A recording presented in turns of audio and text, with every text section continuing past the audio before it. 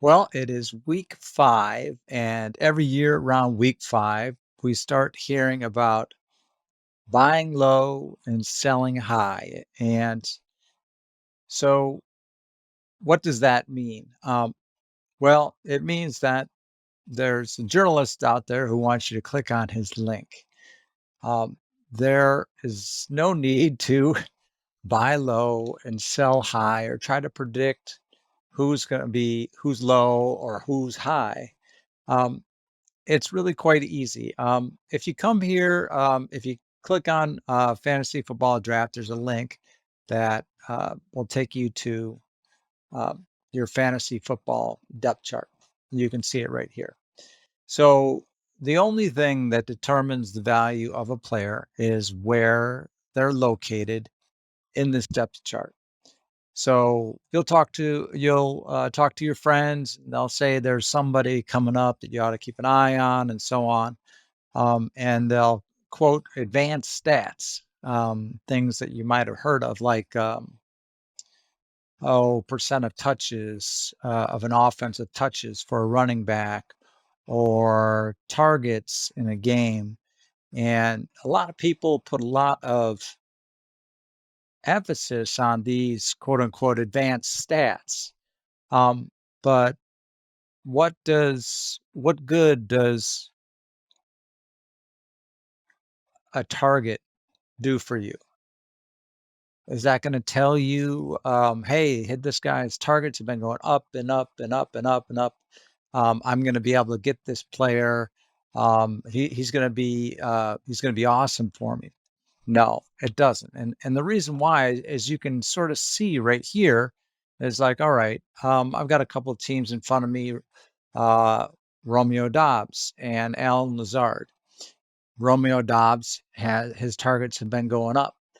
Um, Does that mean that he's wide receiver 1 now? No, it doesn't mean that.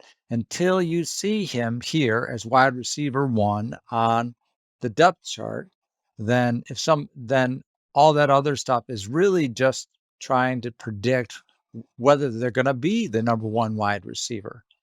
So, it's not predicting anything else. So, if it's trying to predict the depth chart, why not just look at the depth chart? Because that tells you a lot more about a team than percent of touches.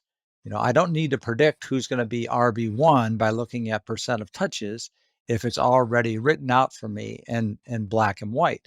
I know that, um, the running back for Arizona is James Conner. He's RB1. RB2 is this other guy. And if Eno's percent of touches keeps going up, I don't have to track that, and neither do you. All you have to do is know who's RB1, who's RB2 for the next week.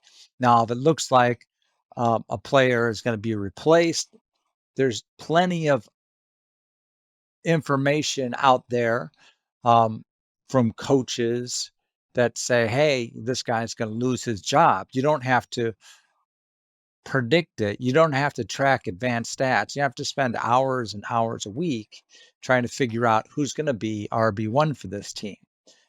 So next time you're told about advanced stats, just say, well, what does this ultimately boil down to? Well, it boils down to depth chart position. And if they think that they can predict when a player is going to become wide receiver 1 for a team, if you can tell me that Romeo Dobbs is going to be wide receiver 1 for Green Bay in probably week 7, then just say it. That's a prediction. That's useful. That's a difference between data and information. So avoid the people who are giving you information. Make them make a prediction. What they're trying to predict is when a player is going to take over. And if they can predict it before a coach says it or before it appears on a depth chart, then that's a pretty good prediction. But they don't put those predictions down on paper because they're typically wrong. And so they don't want it to come back to that. Or a lot of them are just stats geeks and they like these numbers and they think they mean something. And they do mean something. but they need to take it to the next level, and they need to make a prediction that's worthwhile, that's actionable, and that's specific to a time. So otherwise, it's just data, and it's just clogging up um, the airwaves or taking clicks and things like that, which is really what you're after. So what they're after. So what you're after is this: you just want to know when a player is going to be taken over and when they're going to become. So, for example, the one thing you know is that Trey Lance is coming back and is going to take over for Jimmy Garoppolo.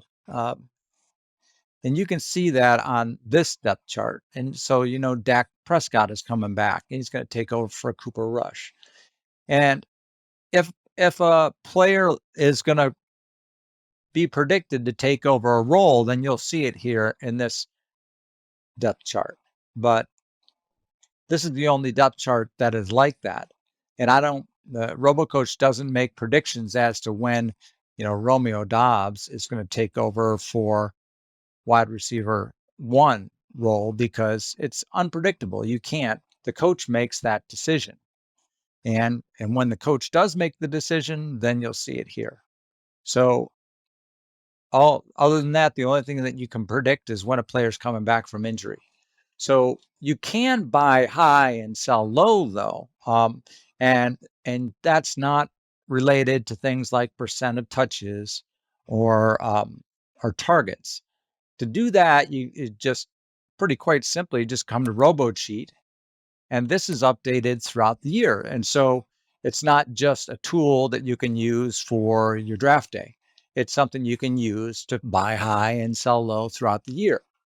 So if you come here, the ADP this isn't the ADP from back in the preseason when you were drafting. This is the ADP now. You might want to call it, while it's in season, a average perception of where they would be picked today.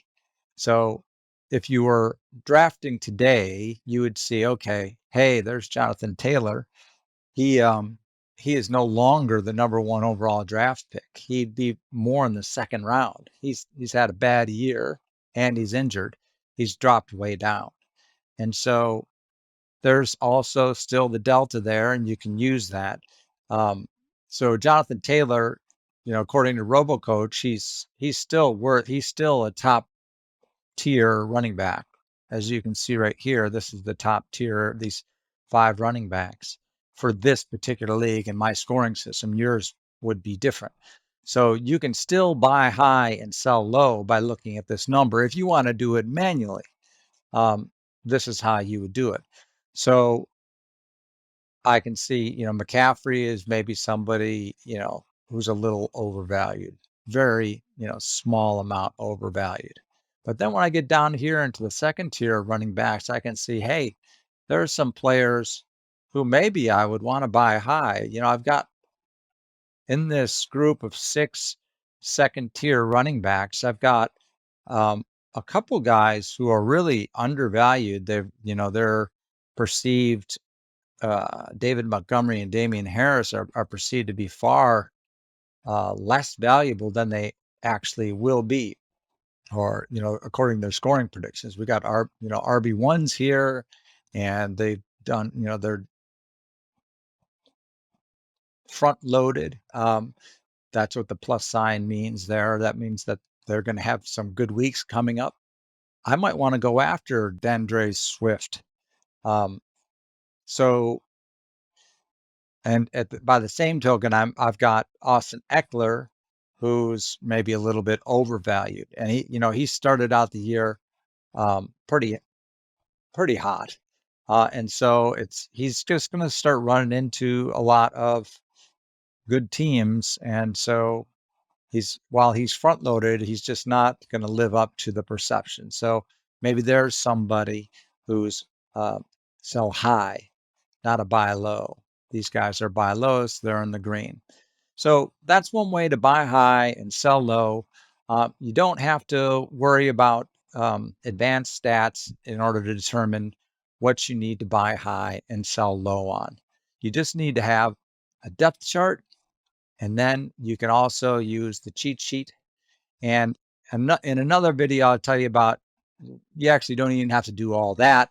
You can just come into RoboCoach and you can click on RoboTrade, and right there you'll have all the information that you need to buy high and sell low, and I'll cover that in another video. So please remember to subscribe and like and follow us, and I appreciate you listening. This has been Dr. RoboCoach. Good luck.